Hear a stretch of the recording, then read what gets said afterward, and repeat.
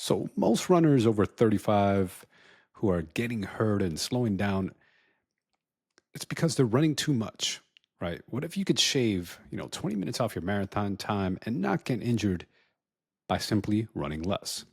So this is backed by some science, not just random gimmicks. Today you're going to learn how to train just 3 days a week, get faster, stay injury free, and build real endurance.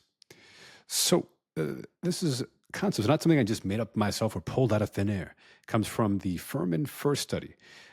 So it's the Furman Institute of Running and Scientific Training first, right? They show that marathoners running only 3 times per week improved by 20 minutes and increased their VO2 max by 4 to 5%.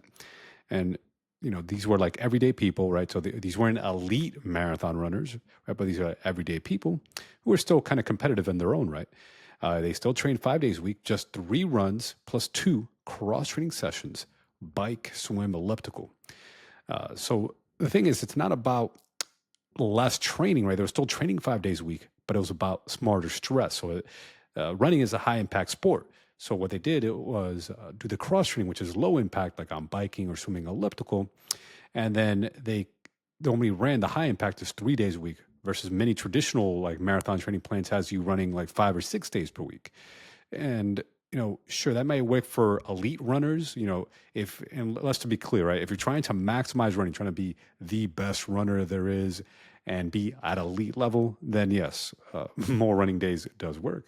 But for the everyday person who doesn't want to necessarily train 5 or 6 days a week, or who's injury prone, right, who's getting hurt all the time, running less can be a great tool, and you can still be pretty competitive, right? Again, I'm not making claims you're going to be the elite Olympic level marathon runner, but you can still improve your running, right? Because it's quality over quantity, right? Intensity over volume to minimize injury and burnout. Again, for the everyday runner, the injury prone runner.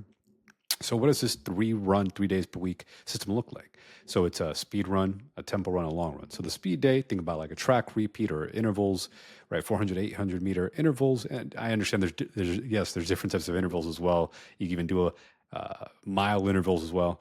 But, anyways, it builds VO2 max and running economy. And then there's tempo run, right? 20 to 40 minutes. And yeah, it could be 30 minutes, right? At a comfortably hard pace. It could raise your lactate threshold. So this is threshold training.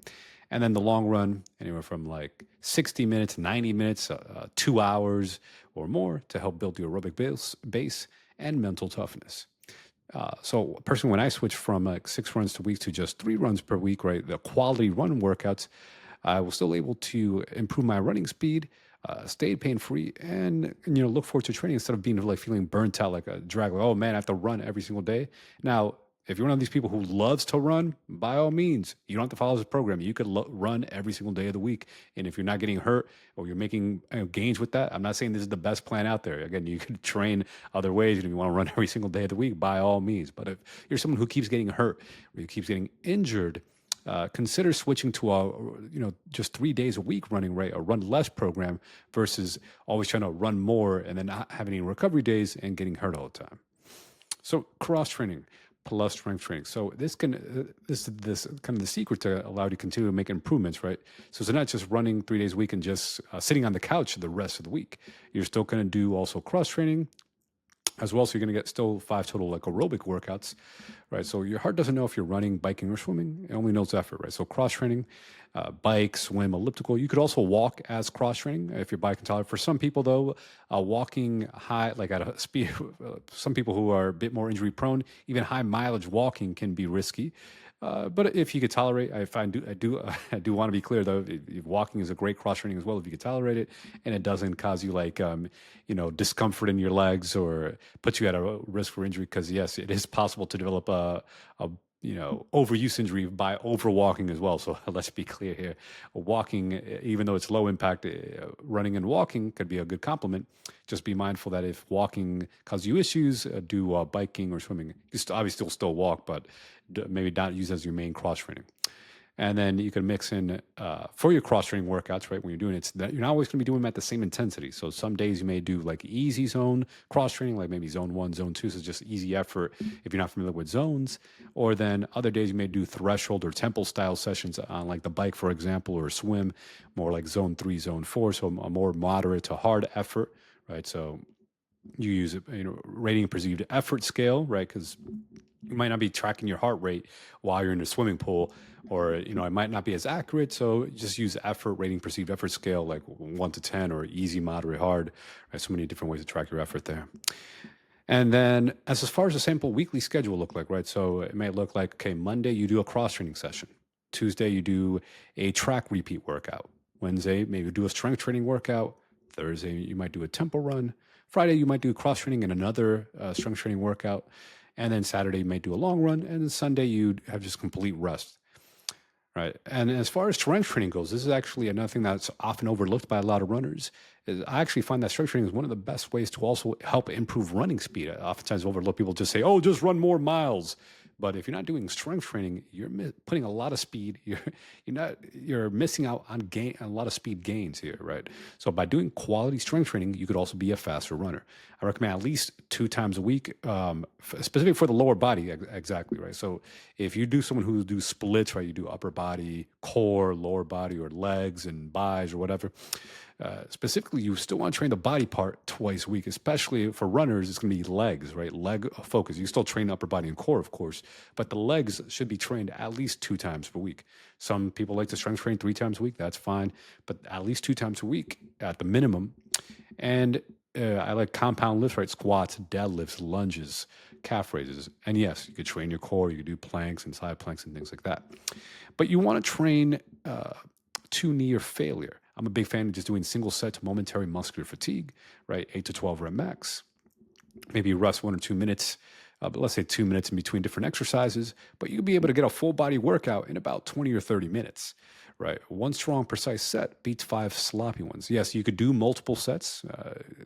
I understand that some of the research will, hey, that you could also do multiple set training. However, if you're trying to maximize running, multiple set training is just going to leave you depleted. It's going to zap your energy.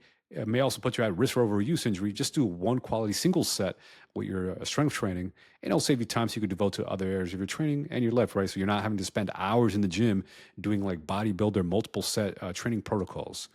All right. Again, if your goal is to maximize running. Now, if you're trying to maximize strength training, that's a different story. But I would still argue you can still get great strength results, muscle building results with just single set to training, single set to fatigue. And then as far as additional information on strength training, there was actually a study that was done on marathons. Like, hey, what's the best type of strength training? Now, this one was done.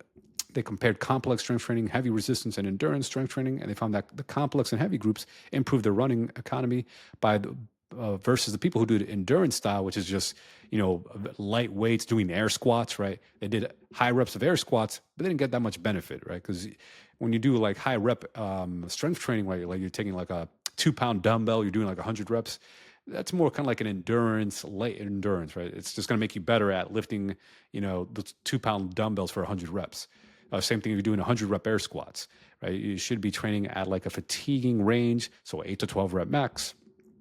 And yes, you could go 6 to 8 rep max, or 5 to 6 rep max. There's different rep ranges, but I wouldn't go too far past like 20 rep max or 25 rep max, right? If you're doing like 100 reps of a single exercise, unless you're like using it to train for a fitness test, like, oh, you have to like crank out 100 push-ups or something for like a fitness test.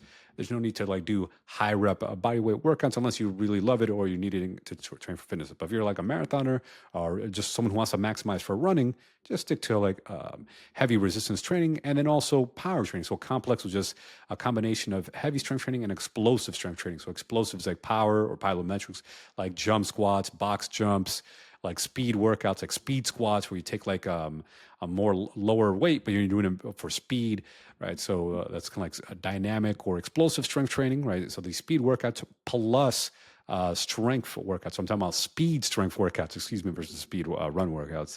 But anyhow, you combine the two, so you could do them on the same day. You may do the single set to fatigue of like a full body circuit, and then do like some box jumps, maybe some speed split squats.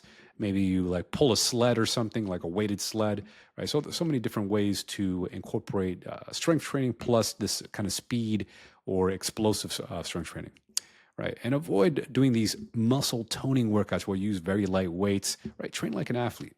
And obviously, the calves are also very important. So if you're going to be designing a strength program, make sure you have your foot and ankle, your feet and ankle are your wheels, especially as a runner. Strong calves are going to take you a long way.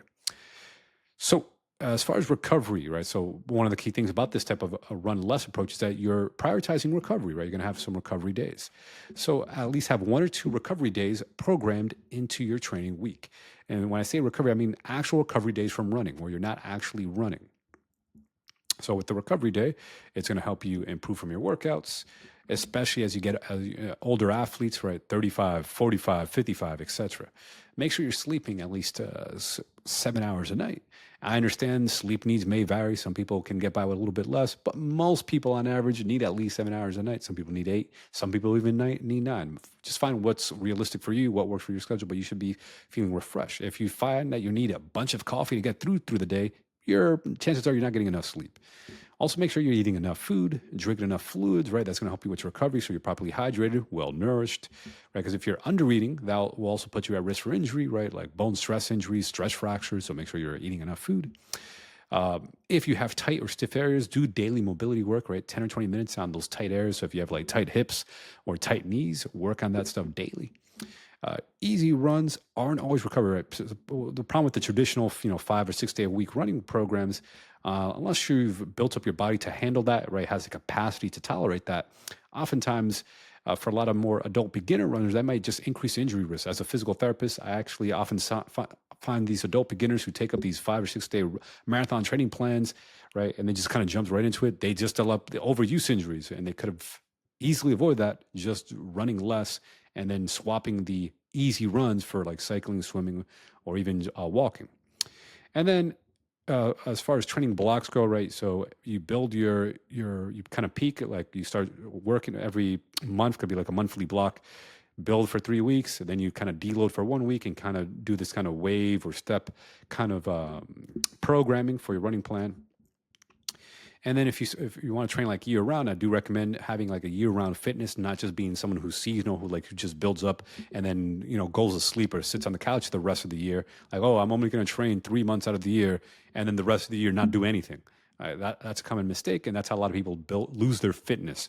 So keep an off-season base, even if you don't have a race on the calendar. Maybe even if you just have one race a year, still keep up your fitness the rest of the year, right? Or if you're someone who really loves races, right? Maybe schedule like a race every quarter, so you have 4 key races in a year. So essentially it's a key race every 90 days, right? So now you get to do races, keep you motivated. If you're the type of person who needs a race on the calendar to help keep you motivated, that's another way to do it, right? So maybe for one 90-day cycle you have like a 5K on the calendar, and then another 90-day cycle you have a 10K, and then another one, you have a half marathon, and another cycle, then you have a full marathon, right? Again, it depends on the type of runner you want to be. But having races on the calendar can help you if you're someone who needs those races on the calendar to stay motivated, or you're just trying to be competitive and just want to have those races on the calendar as well. But again, there's no right or wrong way. Just try to keep your general fitness though year round. Don't lose all your fitness and just disappear for the rest of the year after just one 3 or 4 month training block. So here's some caveats, right? That running running 3 times per week program isn't for everyone, right? If you're trying to maximize running, you're an elite runner. You're already an elite. Obviously, you're gonna have to just do a lot of high mileage. See, elite runners often have to run 70 to 100 miles or more per week. Even those who are like training like for 10Ks or half marathons, they still do high mileage weeks, right? So if you're an elite runner, obviously this is not the program for you. But if you're more of an everyday person, you're like you have a full-time job, other responsibility, or you can still be competitive as a runner. Again, you're not going to be as good as the elites, because obviously the elites they're treating this like a full-time job. But if you just want to be competitive and still have a full, your full-time job for like outside of running, right? And you have like other responsibilities, or you're just injury prone, running 3 times per week can be good for you. Or you just have limited time. You don't want to run every single day of the week. I mean, your schedule does matter. Again, if your life doesn't revolve around running every single day of the week, having those time constraints is a real good enough reason to just run, or just because you feel like it. You just feel like doing it. And on the flip side, if you feel like running 6 or 7 days per week and your body loves it, you're staying healthy, that's fine too. I'm not saying this is the only way to train, right? Just know that for people, everyday athletes or people who are injury prone, you can run less and still even complete marathons, right? There's a common belief, oh, you have to run 60 miles per week to finish a marathon. You can still finish a marathon running 30, 40 miles a week. You don't have to run 60, 70 miles a week. Now, again, if you're trying to maximize, you're trying to have maximum performance, then yes, the 60 miles per week and above is going to help you maximize running performance. But if you just want to be competitive enough, and you could still run like a pretty decent time. Again, you're not going to be an elite runner, but you can still run pretty good times and run less. All right. So, just to recap what this program is about, what this little YouTube I just went over, right? Run less, run 3 times per week, cross train 2 days per week, strength train specifically for the lower body 2 times per week. Prioritize recovery, right? Have 1 to 2 true recovery days. Obviously, get enough sleep. Sleep is like the king of recovery. Make sure you're getting quality sleep, right? You don't need to run every day to run your best, right? 3 key runs, 2 smart cross training days, and discipline recovery can make you faster even after 35. And if you're a 35-year-old and you want to run faster without breaking down, join my free school course where I have like free guides, free training on running pain-free. A link in the description. You'll get mobility routines, recovery strategies, running plans. I have knee pain relief guides. So just click below and remember, run smarter, not harder. Your best miles are still ahead of you.